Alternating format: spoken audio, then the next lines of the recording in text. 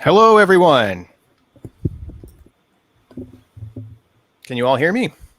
Yes, we can hear and see you. You are live. Ah, beautiful.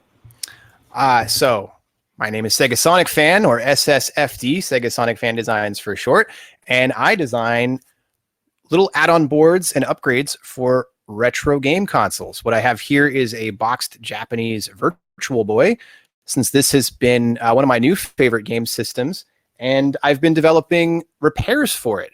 So for those that might not know, the original Virtual Boy is a 1995 semi-portable market failure developed by Nintendo that has quote-unquote virtual reality games, and it uses two oscillating mirrors that project an LED array to create a 3D effect. It's very primitive, but very, very cool.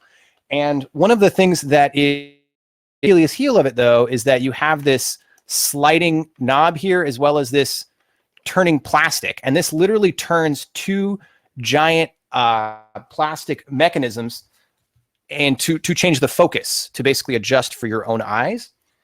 And that breaks very, very often.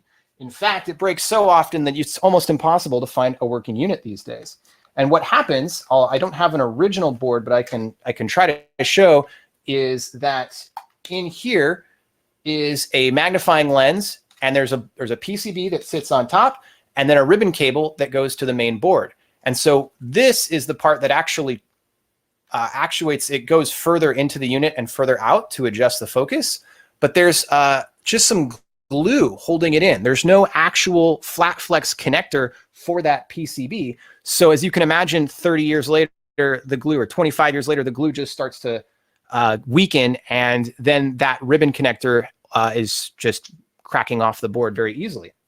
So what I've done is I've developed something called the Virtual Ribbon, and it's a combination of two PCBs that are soldered together like so. And what this does is it creates a very firm contact on the actual motherboard, since it's actually soldered to it now instead of being glued. By the way, you might ask, why didn't I just make a connector? Well, they used a very, very unusual pitch where you cannot actually make a connector for that motherboard. So I had to custom design this PCB, which gets soldered on.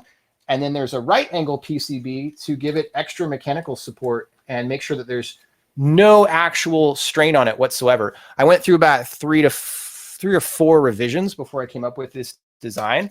And people do ask me, why did you do two PCBs instead of just one with the connector? And it's for robustness. It's actually incredibly robust. And so now you can take this modern flat flex connector, which is much better quality, is not corroding and have all the other problems that the old copper one has. And of course, plug it into the motherboard right there and move your LEDs with ease and without any sort of difficulty whatsoever. And of course, have this working for many years. Now you'll see this is all taped up because this is my test unit. But I just wanted to show you the insides. And then of course, when it's all done, it looks like a glorious stock headset, and you can't tell the difference at all. And in fact, it's even better than if you buy a new one. Some people pay big bucks for a new sealed unit, and then they open it and it doesn't work. So that's one of the nice things about this.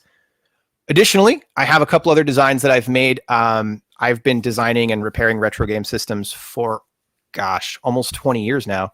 And this is a controller converter that I designed, which will convert a Sega Genesis 3-button controller, which are now in production thanks to Retrobit, is now reproducing 3-button Sega Genesis controllers after 30 years, which is awesome. And you can buy those now and then use this converter board to connect it to an Amiga, a Commodore 64, or a PC Engine, and it's a universal controller adapter. Additionally, I've been working on this project, which is called the Sync Clean Pro. This is the deluxe version, and this takes the synchronization video signals from old JAMA arcade boards or consoles and cleans them up. It cleans up those pulses and makes them more of a broadcast standard so that they can function correctly.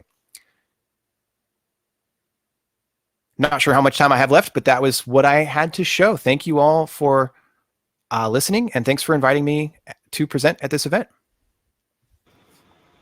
Awesome. Thank you so much for sharing that.